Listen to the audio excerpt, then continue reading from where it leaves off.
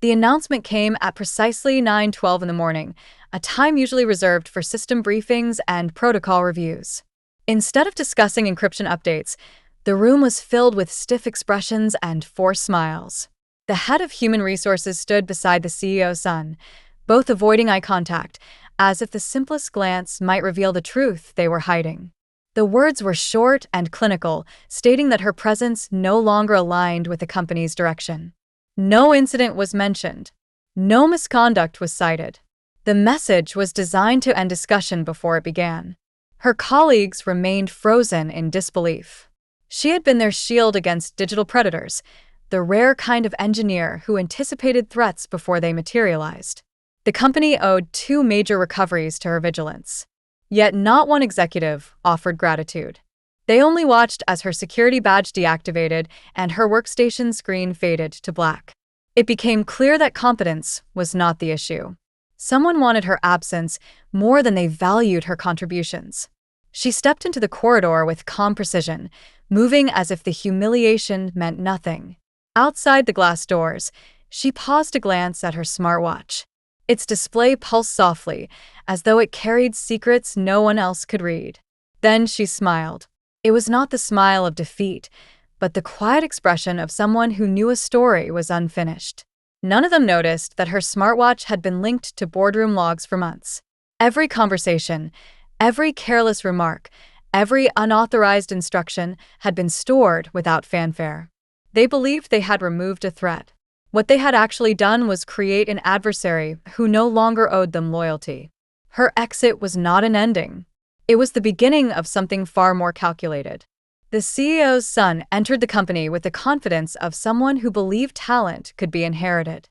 His appointment as Director of Innovation was announced with great pomp, though many employees whispered that his resume was thinner than a login password.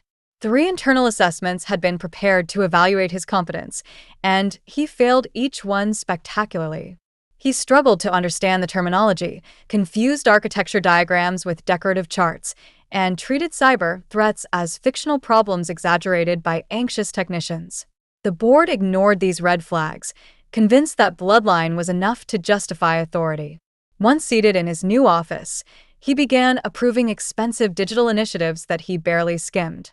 He claimed that the company needed bold investments, yet his signatures appeared on documents he could not decipher. He dismissed encryption as a hobby for introverts and proudly announced that true leaders did not waste time on what he called complicated puzzles. His meetings became long monologues about innovation, though no one could recall a single idea that originated from him.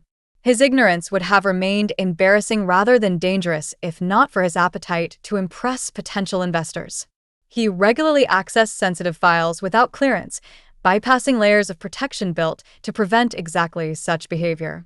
He wanted to showcase technological mastery, unaware of the risks he triggered each time he clicked beyond his privileges. He bragged about shortcuts, believing that cheating security protocols proved leadership. What he never suspected was that the smartwatch he casually ridiculed had been silently capturing every action. It monitored unauthorized entries, recorded timestamps, and stored his voice as he boasted about feats he did not understand. His arrogance was more than a personality flaw. It created a trail of violations that no lawyer could erase and no executive could ignore once revealed. 2 weeks after her departure, the building no longer felt invincible. A message from the investors arrived without warning. They requested a complete compliance audit, not a routine verification, but a forensic investigation into every digital decision made in the last quarter. The tone of the request was cold and meticulous. It hinted at suspicions, not curiosity. The board members shifted in their seats as they read it. They understood that an audit was not a visit. It was a scalpel. The CEO's son reacted first. He paced across his office, opening drawers and scrolling through files he barely recognized. He remembered approving a strategic partnership that promised international expansion. He did not remember reading the fine print, especially the part that referenced foreign data routing. The investors knew about it.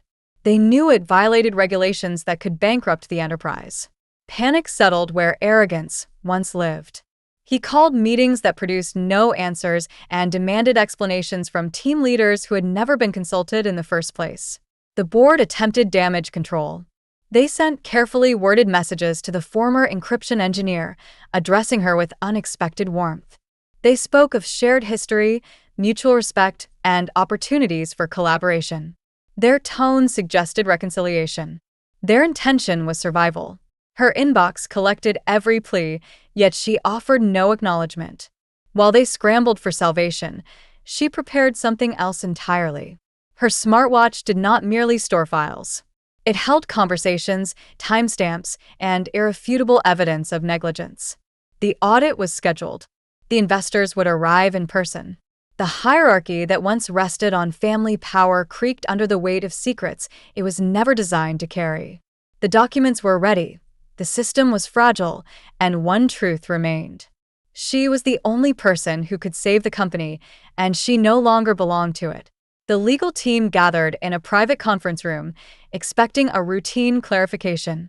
They believed she would hand over missing documentation, accept a polite apology, and perhaps agree to assist during the audit. The atmosphere carried an artificial calm, the kind that masks desperation. Files were stacked neatly, screens flickered with encrypted logs, and every executive in the room hoped the problem could be resolved with a signature and a forced smile. She entered without emotion, placed her smartwatch on the polished table, and waited. No speeches were necessary. While they indulged in introductions and nervous flattery, she observed each of them as though measuring their awareness of the collapse they were about to witness. When the lawyers requested access to her data, she simply tapped the screen of her watch.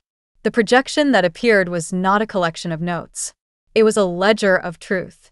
Timestamps glowed like fresh wounds. Signatures appeared beside unauthorized approvals the CEO's son had issued. A sequence of digital transfers revealed funds rerouted through channels that violated internal policy. Then came the voice recordings. His laughter echoed in the room as he bragged about overriding her encryption barriers. Each sentence became another nail hammered into the illusion of competence the board had protected. No one moved. There were no objections. No frantic attempts to reinterpret the evidence. The silence grew dense, settling like a verdict that could not be appealed. Executives who once viewed her as expendable now saw the consequences of their decision. By removing her, they had removed the only shield standing between them and disaster.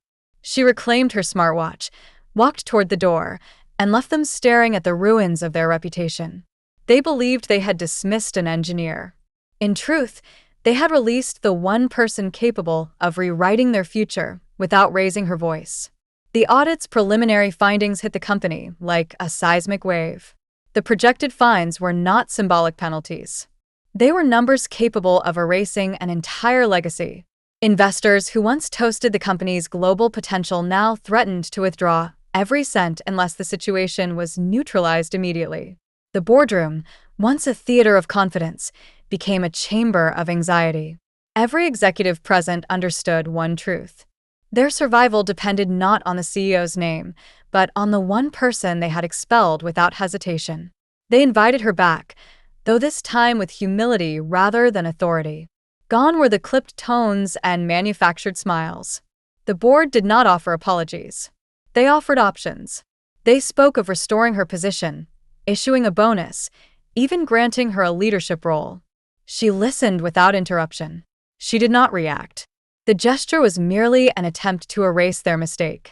What she needed was not validation. It was control. She placed a document on the table and watched their expressions shift as they read. The terms were simple and devastating. She would not return as an employee. She would become an owner. Her compensation would not be measured in salary. It would be measured in equity. She demanded voting rights strong enough to override the decisions of those who once dismissed her. She required personal indemnity, ensuring that no fallout from their negligence could ever touch her. Finally, she requested a seat at the board, positioned exactly where the CEO's son had once mocked her ambitions. The board hesitated, then glanced at the numbers projected on the screen. Refusal meant collapse. Acceptance meant her assent. Pens moved. Contracts transformed futures. They believed they were saving their company. In truth, they were handing her the keys to it. She had not orchestrated revenge. She had engineered succession. The CEO's son refused to accept what had happened. In his mind, his downfall was an accident, a misunderstanding that would eventually correct itself. He believed reputation was elastic and could snap back into place with enough excuses. He claimed the engineer had sabotaged him, insisting she had manipulated the system to make him look incompetent. He rambled about stress and workload, hoping others would sympathize with the burden of leadership. Every explanation he offered was an attempt to avoid the one truth staring back at him. His failure was not engineered. It was earned. The legal team did not entertain theatrics. They presented logs extracted directly from her smartwatch. She had not accessed the system after her termination. The son, however, had repeatedly breached encryption layers without clearance. Each digital movement was traced back to his personal credentials. The recordings captured his voice as he bragged to an investor about overriding protections he barely understood, presenting recklessness as innovation. The investor, he tried to impress, forwarded concerns to the board, which turned curiosity into catastrophe. When the evidence was laid out, denial collapsed. The CEO's son watched as every poorly chosen decision formed a chain around his future. Security escorted him to his office. The room that once represented privilege now felt like a storage unit of broken illusions. He removed framed certificates he never read, collected branded pens he never used, and stared at a desk where no real work had ever been done. The badge that granted him access to a world he never earned was deactivated before he reached the exit. There was no press release, no farewell gathering. His name faded from internal documents as though it had never existed. Employees spoke of him cautiously, not with anger, but with a quiet warning. He became the unspoken example of what happens when ego tries to masquerade as competence. And while he disappeared into silence, the empire he once inherited continued without him, guided by someone who had mastered what he only pretended to understand. The morning she returned, the company lobby felt different. It was the same marble floor, the same oversized screens flashing market updates, yet an unfamiliar tension vibrated through the air. Employees paused mid-conversation as the glass doors opened. She crossed the threshold at a steady pace, not wearing a badge, not escorted by security, but followed by the authority of sealed contracts and ownership rights. This was not a comeback. It was an arrival. Executives stood as she stepped into the boardroom. There were no speeches to welcome her. Words seemed too fragile for the reality unfolding before them. They knew her presence carried the weight of every decision they failed to make. The same leaders who once questioned her relevance now struggled to hold her gaze. Confidence drained from faces that once dismissed her expertise. Chairs shifted subtly, revealing discomfort masked as respect. Down in the IT department, reactions were different. The engineers who watched her walk out weeks earlier remembered her accuracy, her foresight, the way she solved problems others refused to acknowledge. Eyes widened as they recognized that the person they once underestimated now controlled the fate of the systems they maintained. She did not greet them with bitterness. She acknowledged their silent loyalty with a nod that meant more than any speech. The CEO remained in his office, unwilling to face the very person he once allowed his son to mock. His door stayed closed, but his surrender echoed through the corridors. The hierarchy had inverted. Titles no longer protected incompetence. Influence no longer flowed from family ties. The culture shifted from empty slogans to measurable results. She took her seat at the head of the boardroom table, not to reclaim a position, but to redefine the institution. The company had not hired her back. It had become hers. Competence, once ignored, stood unchallenged at the center of power. Her rise did not require applause or public justification. The world outside the company discovered her brilliance without a single introduction slide or practiced pitch. She traveled through airports with a calm few understood, entering negotiation rooms where firms expected a conventional leader armed with documents and rehearsed statements. She simply placed her smartwatch on the table, let the silence settle, and observed how confidence shifted. The executives across from her sensed something rare, something unteachable. They saw clarity without aggression, certainty without theatrics. Deals that usually dragged on for months concluded in days. The same device once ridiculed as a quirky accessory became her silent companion. Whenever doubts surfaced, she tapped the screen, not to reveal secrets, but to remind decision makers that precision had replaced ego. Partners found comfort in her logic. They trusted her because she never embellished success or used intimidation. She did not promise miracles. She offered systems that worked, and that was enough. Meanwhile, the company that dismissed her transformed into a monument of contradiction.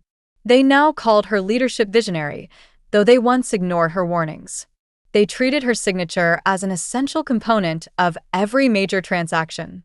Shareholders who once supported the CEO's son watched their fortunes stabilize under policies she designed. Meetings paused when she entered, not out of protocol, but out of awareness that profit and survival depended on her judgment. She never sought revenge. She pursued mastery. Her victory was not fueled by anger, but by the quiet conviction that truth eventually finds its audience. They believed they had removed a problem when they terminated her. What they did was unleash their solution. In an industry ruled by noise, she ascended through silence.